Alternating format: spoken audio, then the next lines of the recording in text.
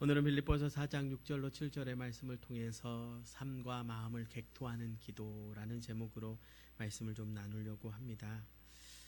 여러분, 객토라고 하는 단어를 우리 성도님들은 오히려 저보다 더 잘 아시리라 믿습니다. 제가 객토가 무엇인가 하고 찾아봤더니 이렇게 표현하더라고요. 성질이 틀린 토양을 표토 위에 가하여 토지의 생산성을 높이는 방법. 맞습니까?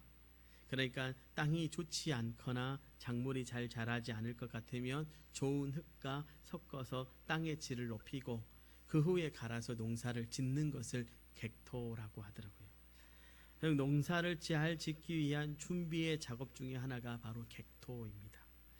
그런데 제가 어느 날 이렇게 기도하던 중에 이 객토라고 하는 단어가 우리의 믿음에도 조금 필요하지 않을까라고 하는 생각이 들었습니다. 우리의 삶에도 객토가 필요합니다. 우리의 삶이 다 좋은 모습으로 살아가지 않죠. 제가 이렇게 굉장히 온순해 보이고 착해 보여도요, 저도 한 성깔 하는 성깔들이 다 있지 않습니까? 우리 장로님들 두 분 다 인자해 보이시고 굉장히 온유해 보이시지만 두 분 만나면 톰과 제리처럼 매일 싸우십니다. 왜 그렇게 싸우시는지 모르겠어요. 장난꾸러기처럼 두 분이 이렇게 알콩달콩하는 그런 모습들이 다 우리 안에 있죠. 좋지 않다라고 하는 게 아니라 저는 그 모습이 너무 좋지만 제가 나쁜 모습을 말할 수 없어서 그렇게 말씀드립니다. 우리 모두가 좋지 않는 모습들이 우리의 삶 가운데, 우리의 모습 가운데 있습니다. 그래서 우리의 삶에도 이런 객토가, 우리의 믿음에도 좀 객토가 필요합니다. 즉 성령님께서 우리 마음에 들어오셔서 우리를 바꾸어 주시는 작업이 필요한데, 그럼 그 작업을 성령님은 어떻게 하는가라고 하는 것이죠. 바로 저와 여러분의 기도를 통해서 성령님은 우리의 삶을, 우리의 기도 가운데 우리의 믿음을 객토해 가십니다. 즉 기도는 영적인 객토 작업이라고 할 수 있습니다. 즉 성령의 객토 작업, 이 객토하는 기도가 그래서 우리에게 필요한 것이죠.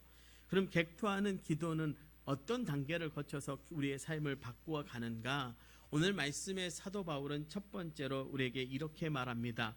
객토하는 기도의 첫 번째는 바로 염려하지 않고 기도하는 것입니다. 오늘 본문 6절 상반절의 말씀입니다. 아무것도 염려하지 말고 다만 모든 일에 기도와 간구로. 사도 바울은 오늘 말씀을 보면 염려하지 말 것을 권면합니다. 이 말씀을 더 정확하게 번역하면 이것입니다. 걱정하는 것을 중단하라.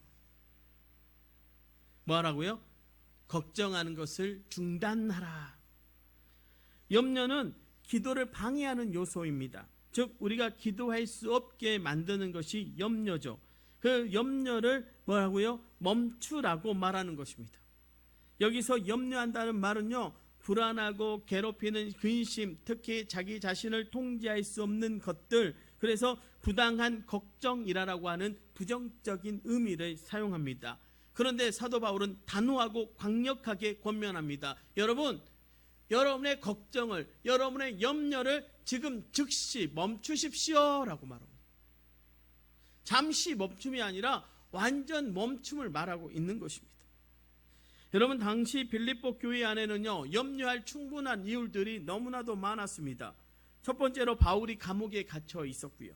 빌립보 교인들이 박해의 위험을 받고 있는 그런 상황이었습니다. 충분히 염려가 되는 상황입니다. 그런데 사도 바울이 염려를 멈추라니요, 중단하라고 말하고 있습니다. 왜 그렇습니까? 우리의 마음에 성령으로 객토하시는 하나님이 우리의 염려보다 더 크고 신뢰할 만한 분이시기 때문입니다. 예수님께서 이렇게 말씀하시죠. 요한복음 14장 1절의 말씀입니다. 너희는 마음에 근심하지 말라. 하나님을 믿으니 또 나를 믿으라 라고 말씀합니다.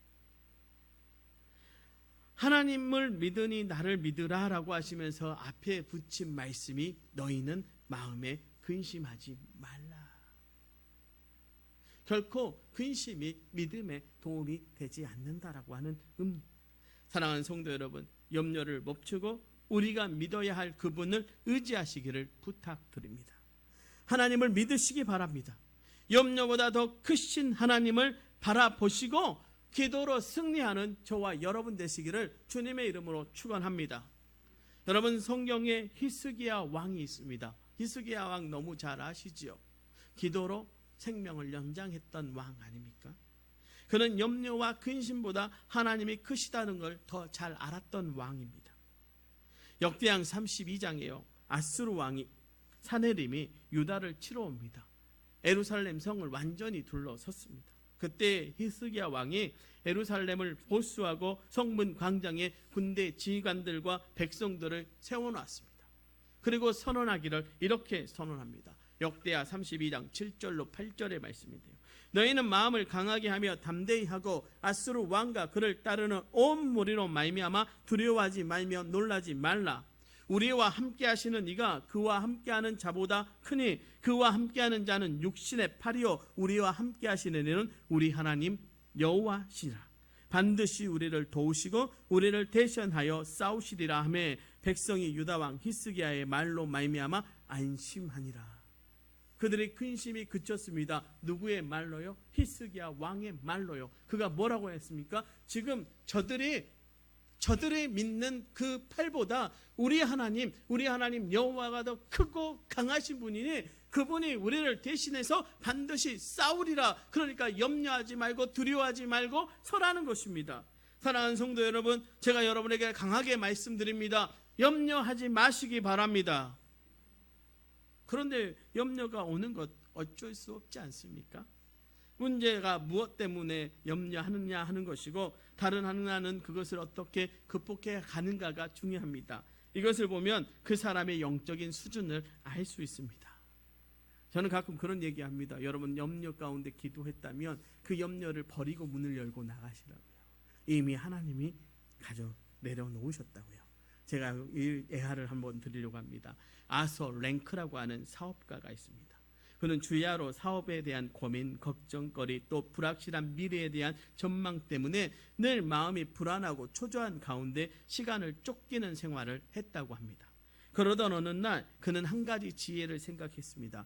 매일매일 염려에 붙잡혀 지내기보다는 차라리 일주일 중 하루만을 염려하는 날로 택하여 염려로부터 좀 벗어나고 싶어서 신중히 생각한 끝에 수요일을 염려하는 날로 정해서 수요일 염려 상자를 만들어서 일주일 동안 염려가 생길 때마다 염려거리의 내용과 날짜를 기입하여 수요일 염려 상자에 넣어 두었다가 수요일에 한 번 개봉하는 것입니다.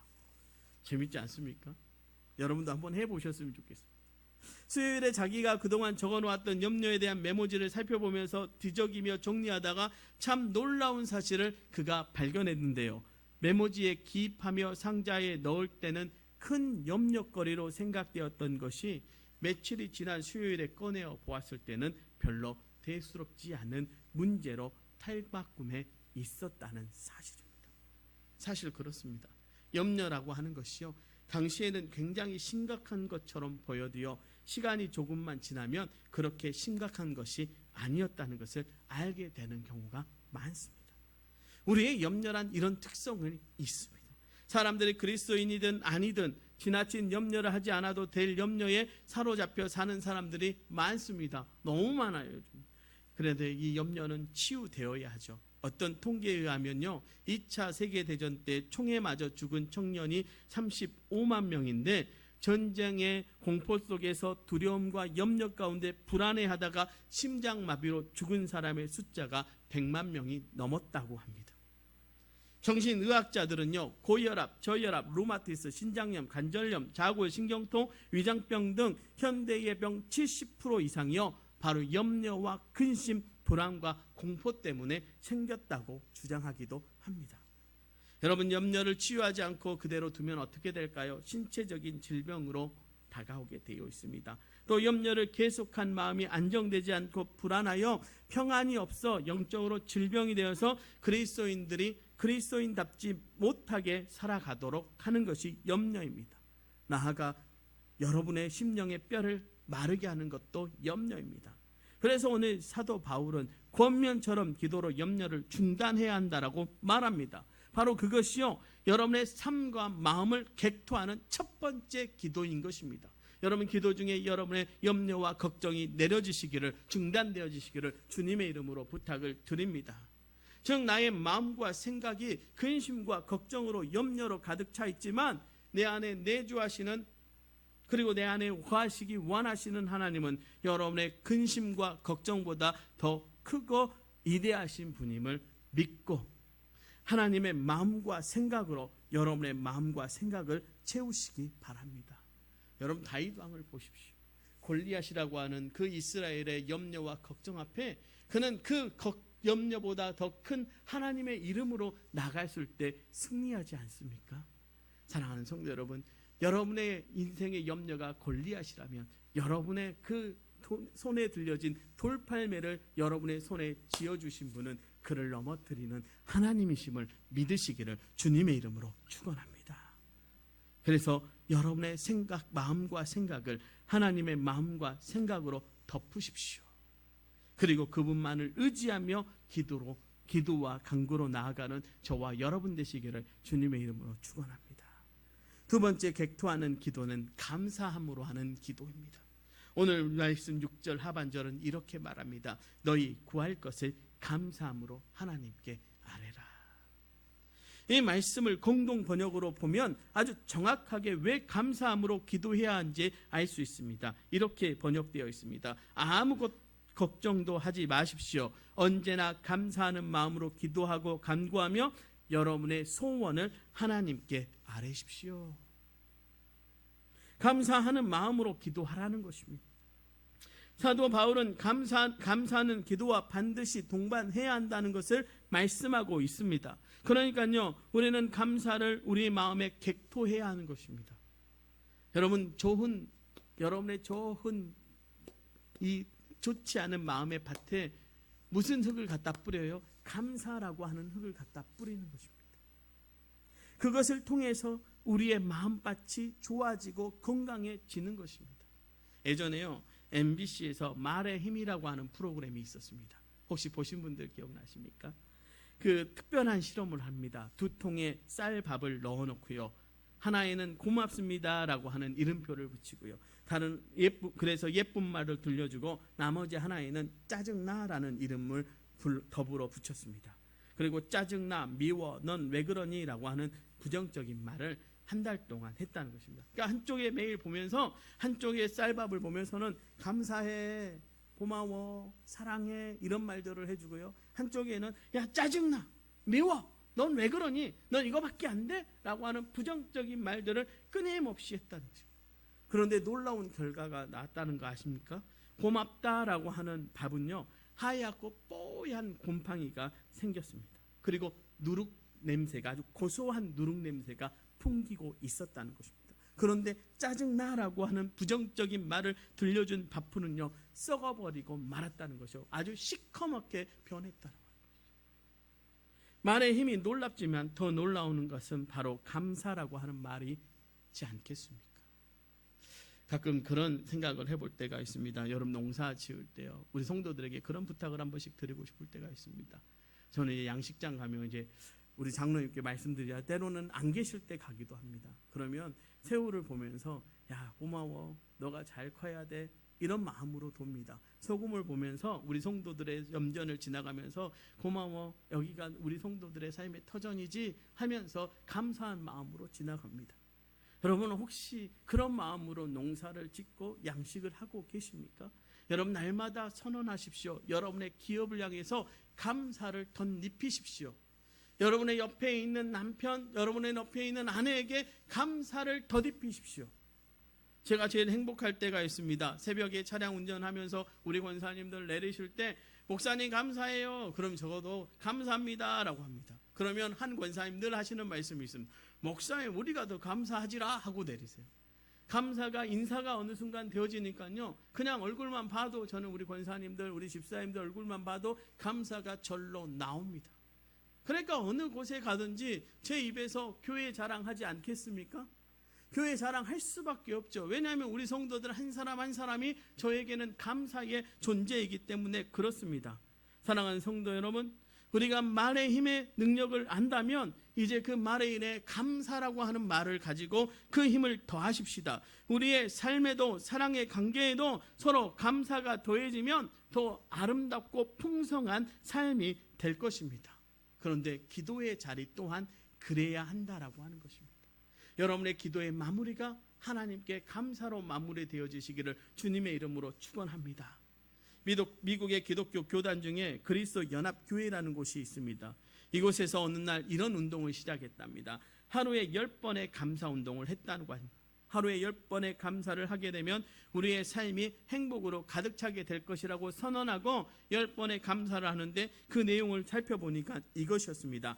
1번이 뭐냐면 일어나서 새날을 주심에 감사, 아침 식사 음식을 보며 아내의 정성과 수고에 감사, 일터에 가면서 일할 수 있는 건강 주심에 감사, 직장에서 일하는 보람에 감사, 일하면서 비난이나 압박을 받을 때 도전 주심에 감사, 칭찬을 받을 때 만족함에 감사, 점심에 대화할 수 있는 동료를 주심에 감사, 저녁에 한 상에 함께 식사할 수 있는 가족을 주심에 감사, 잠자리에 하루를 평안하게 인도해 주신 은혜에 감사, 10번째로 꿈속에서 생명을 주신 은혜에 감사.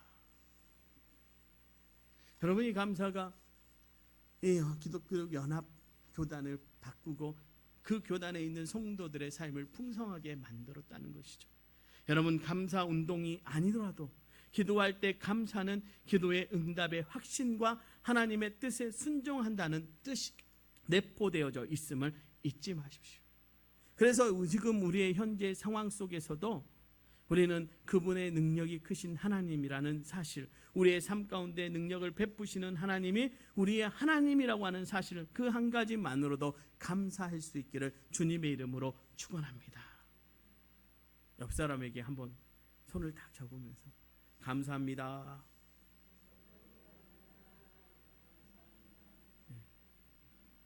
아침에 주일날 오셔서 옆에 앉으신 분을 향해서 말씀하십시오.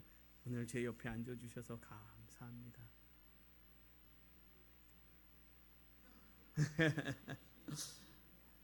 우리 도초동복교회 기도의 밭에는 감사라는 좋은 흙을 객투할 수 있기를 주님의 이름으로 부탁을 드립니다. 그런 모든 일에 하나님께 영광을 돌리고 그분에게 활동할 수 있는 여지를 남겨주며 그에게 여러분의 근심을 맡기고 모든 것을 그분의 보살핌에 맡기시기를 부탁을 드립니다. 여러분의 기도의 밭에 염려라는 잡초를 제거하고 감사라는 좋은 흙을 객투한다면 분명듯이 여러분의 기도는 달라질 것이고 여러분의 삶은 달라질 것입니다. 어떻게 달라지는가? 이것이 중요하죠. 오늘 말씀은요, 하나님의 평강을 얻게 된다라고 말합니다. 오늘 본문 7절의 말씀이요, 그리하면 모든 지각에 뛰어나신 하나님의 평강이 그리스도 예수 안에서 너희 마음과 생각을 지키시리라. 여러분, 우리가 객투하는 기도를 통해서 하나님의 평강을 얻게 되는 것이죠. 그런데 조금 이상하지 않습니까? 객투하는 기도를 통해서 얻는 결과가 하나님의 평강이라고 말합니다. 조금 동문서답처럼 저도 느껴졌습니다. 사도 바울이 우리가 기도하고 간구하면 하나님께서 모든 염려와 걱정거리를 해결해 주실 것이라고 말씀하지 않고 하나님의 평강이 우리의 마음과 생각을 지키신다라고 말하는, 조금은 동문서답적인 대답을 해주고 있는 이유, 그 이유가 무엇일까? 이것이 궁금했습니다. 뭐냐면 바로 근본적인 문제를 해결해 주신다는 거죠. 염려는요, 우리의 마음에서 시작하지 않습니까? 우리의 생각을 통해서 자랍니다. 우리는 생각을 통해서 염려를 키웁니다. 그런데 하나님께서는 우리가 기도하면 바로 염려가 시작되어 자라는 우리의 마음과 생각을 지켜주셔서 염려가 더 이상 자라지 못하게 근본적으로 막아주신다는 것을 의미합니다. 제가 이렇게 말씀드립니다. 왜 지켜주시는가? 사도 바울이 여기서 사용하는 지켜준다라고 하는 동사는요, 이 프루레인이라고 하는 헬라어를 사용하는데요, 이 단어의 의미는 어떤 도시를 적의 공격에서 보호하기 위해 보초를 서는 군인들을 표현한 군사적인 용어라는 것이죠. 놀랍지 않습니까? 로마의 군사들이 성을 굳건히 지키듯이 하나님께서 우리의 마음과 생각을 지켜주신다는 것이죠. 즉 우리가 객투하는 기도, 그래서 우리의 마음의 염려를 제거하고 거기에 감사를 더하는 이 객투하는 기도를 할 때 하나님의 평강이 우리 가운데 와서 로마의 군사가 어느 도시를 지키듯이 보초를 서듯이 하나님의 평강이 우리의 마음과 생각을 보쳐서서 더 이상 염려와 근심이 우리에게 쳐들어오지 못하도록 지키시고 보호하신다는 의미를 가지고 있는 것입니다. 하나님의 평강은요, 올해를 둘러싸고 있는 구름과 폭풍우가 빼앗아 갈 수 없는 평안이지 않습니다. 모든 환경을 초월하는 평안입니다. 그러기에 평강은 모든 지각에 뛰어난 평강으로 그 평강이 지금 기도 가운데 우리에게 주어지는 것이죠. 그리고 그 주어진 평강이요, 우리로 하여금 염려와 근심이 쳐들어오지 못하도록 지키시고 보호하신다는 것입니다. 근본적인 문제가 해결되어요. 사랑하는 성도 여러분, 왜 그리스도인이 어떠한 환경과 어떠한 상황과 어떠한 조건에서도 기뻐하고 기뻐할 수 있냐면 바로 하나님의 평강이 기도 가운데 우리에게 들어오기 때문이죠. 그래서요, 우리는 근심거리를 보는 인생이 아니라요, 하나님의 긍정을 보는 인생이 되어지는 것입니다. 사랑하는 성도 여러분, 객토하는 기도를 통해서 여러분의 마음 가운데 염려라는 잡초가 완전히 뽑아지기를 주님의 이름으로 축원합니다. 여러분의 감사라고 하는 좋은 행을 덮어 씌워서 여러분의 기도 중에 하나님의 평강이 여러분의 삶 가운데 열매에 맺어지기를 주님의 이름으로 축원합니다. 선언합니다. 한 주간 기도를 통해서 여러분의 염려가 정지되어지고 감사로 평강을 얻는 귀한 한 주간 되시기를 주님의 이름으로 축원합니다. 객투하는 기도를 통해서 우리의 마음을 바꾸고 날마다 평안을 누리는 저와 여러분 되시기를 주님의 이름으로 축원합니다. 기도하시겠습니다.